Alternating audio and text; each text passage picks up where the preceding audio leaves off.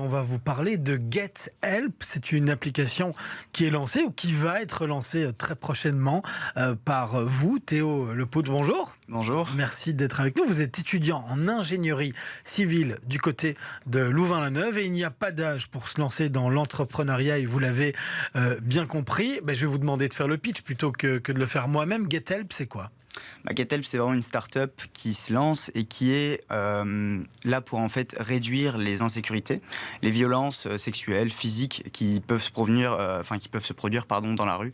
Donc par exemple, je pense évidemment au campus universitaire où il y a pas mal de sentiments d'insécurité et GetHelp vient justement essayer de proposer une solution aux étudiants et à toute autre personne pour justement réduire ce sentiment et être plus serein quand on va sortir justement dans la rue. Voilà, d'où le nom, Get Help pour nos auditeurs et téléspectateurs les moins anglophones, recevoir, bénéficier d'aide. Alors expliquez-nous, on a compris comment est venue l'idée et dans la société actuelle malheureusement on comprend l'utilité de ce genre d'application qui existe déjà dans d'autres pays, dans d'autres villes et sous différentes formes. C'est pas exactement la même chose que vous, mais dans le concret, comment ça fonctionne ? Justement, comme vous l'avez dit, il y a déjà des applications qui ont été lancées.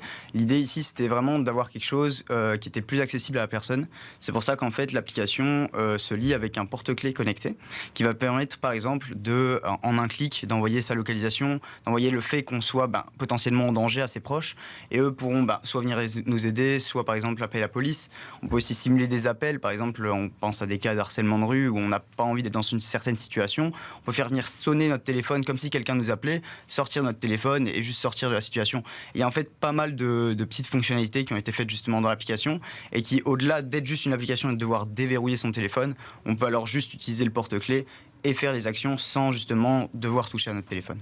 C'est-à-dire que sur ce porte-clés, il y a plusieurs boutons, alors parce qu'on peut faire sonner une alarme, on peut faire un faux appel et on peut prévenir ses proches ? En fait, comme vous voyez ici, il y a un seul bouton. Et en fait, il y a deux possibilités. Soit on vient justement appuyer sur le bouton une seule fois, soit on reste appuyé sur le bouton. Donc en fait, là, on a deux options différentes. Là, pour l'instant, dans l'application qui a été lancée, on a l'appui simple qui envoie le message à nos proches, qui peut aussi déclencher par exemple une alarme. Imaginons qu'on ait envie de faire fuir l'agresseur. Si l'agression s'est vraiment produite, on peut lancer une alarme assez stridente sur le téléphone pour alerter les gens qui sont autour de nous.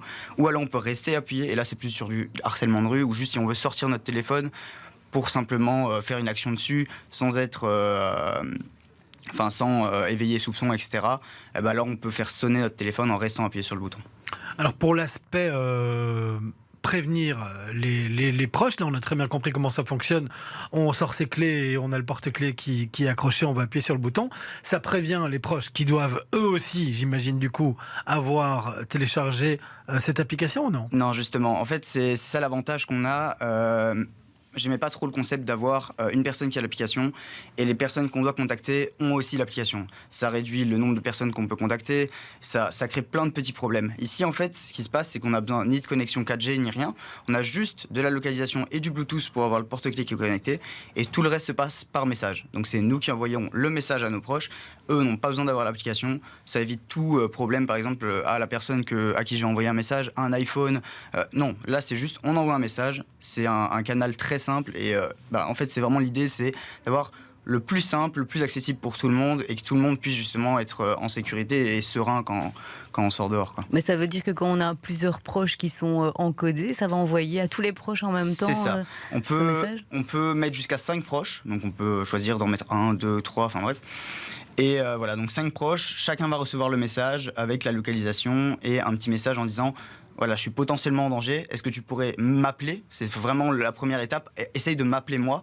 Si je te décroche pas, c'est que potentiellement je suis en danger. Et là alors, on a la localisation, est-ce que tu sais venir, est-ce que tu sais appeler la police, etc.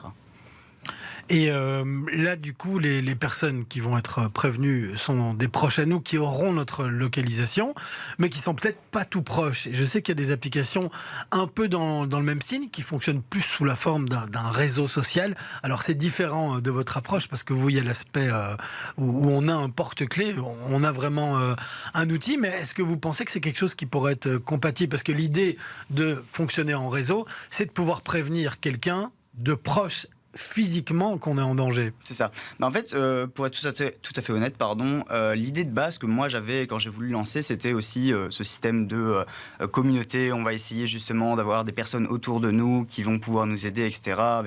On lance une alerte sur l'application et les gens qui sont à 100 mètres, à 200 mètres reçoivent une notification.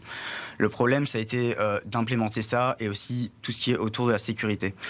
On ne sait pas qui se cache derrière l'application. L'application, c'est une application qu'on peut télécharger sur le Play Store. Et du coup, il y avait beaucoup de problèmes de sécurité où on ne sait pas qui va arriver, en fait.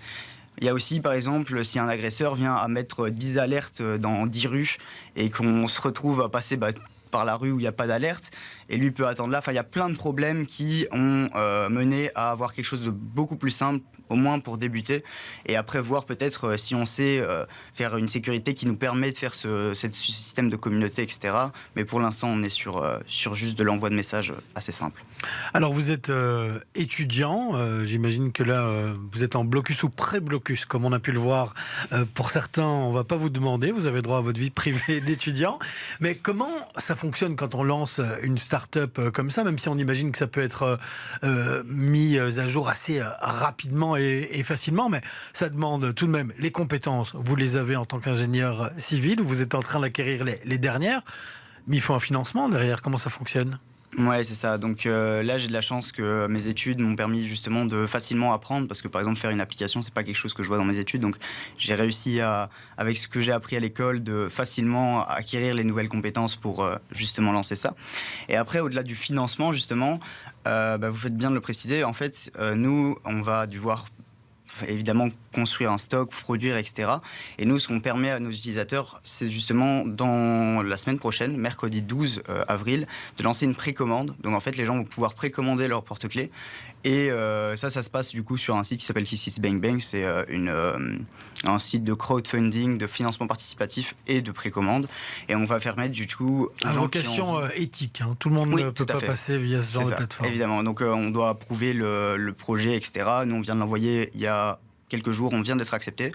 Et ouais, vraiment, c'est du coup éthique, à impact social positif, etc. Et du coup, nous, on va lancer du coup la semaine prochaine ce financement participatif, cette précommande, pour permettre justement aux gens qui ont envie de soutenir le projet ou d'acheter le porte-clés de venir déjà donner l'argent. Et nous, on va construire le stock et construire du coup les différents porte-clés pour les livrer. Et on a de la chance, c'est que on a trouvé une façon assez simple de produire et assez rapide. Du coup, même si c'est une précommande, souvent dans ce genre de précommande, on a 1 an à attendre avant que notre produit arrive, etc. Ici, on est sur du 1 mois maximum à la fin de la précommande. On a déjà le produit chez soi, quoi. Donc c'est vraiment une précommande où on a... c'est limite si on achetait sur le site et qu'on avait une livraison un peu longue, quoi. Et vous avez des capacités d'en produire beaucoup rapidement, là. Vous en attendez combien des précommandes maximum ? On est sur un objectif de 150 à 200 précommandes. Ça, c'est l'objectif qui est mis sur le site. Maintenant, on a les capacités pour en produire vraiment beaucoup si on voit que la précommande a vraiment une bonne ampleur, prend une bonne ampleur, etc. quoi. On peut aller dans plusieurs milliers, etc. Et enfin, là il y a l'aspect soutien via la plateforme KissKissBankBank, mais d'un point de vue prix, ça coûte combien ? J'imagine on paye le porte-clés, l'application, après le service va avec ? Ouais, en fait l'idée c'était vraiment de faire quelque chose d'accessible à tout le monde. Donc ce qu'on a fait, c'est que notre porte-clés coûte 50 €, mais c'est sans abonnement. Donc en fait, il y avait beaucoup de possibilités de mettre des abonnements, de dire oui, vous envoyez des messages à une personne si vous payez l'abonnement. Là, c'est vraiment 50 €, donc un prix accessible à la plupart des personnes et à vie. Donc après, il y a une pile dedans, vous changez la pile et le porte-clés continue de fonctionner, quoi. Eh bien, on invite nos auditeurs et téléspectateurs à suivre donc GetHelp. Ça sert à rien de se ruer sur la plateforme KissKissBankBank, car ce ne sera pas en ligne avant le 12 avril. Ouais. Merci beaucoup Théo Lepout d'être venu nous voir ici en studio. Merci.